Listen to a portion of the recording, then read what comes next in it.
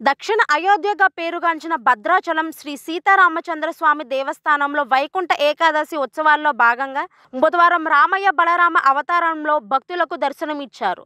అర్చకులు తెల్లవారుజామున ఆలయ తలుపులు తెరిచి స్వామివారికి సుప్రభాత సేవ, ఆరాధన, సేవాకాలం, ఆరగింపు, నిత్య హోమాలు చేపట్టారు. అనంతరం ఉత్సవ మూర్తులను, నిత్య కళ్యాణ మూర్తులను బేడా మండపానికి తీసుకుని వచ్చి అభిషేకంను నిర్వహించారు.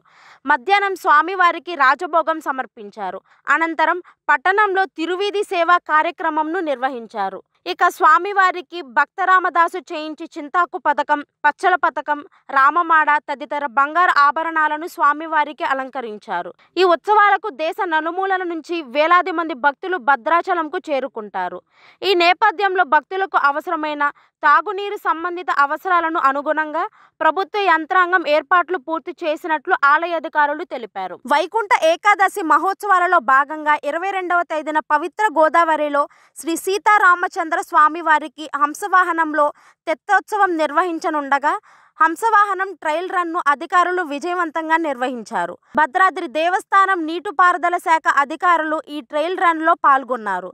తెప్పోత్సవం నిర్వహించే సమయంలో 5 పర్యాలు హంస గమనం సాగుతుందని, ఇందుకు అనుగుణంగా పరిస్థితులు ఉన్నాయా లేదా అని అధికారులు పరిశీలించారు.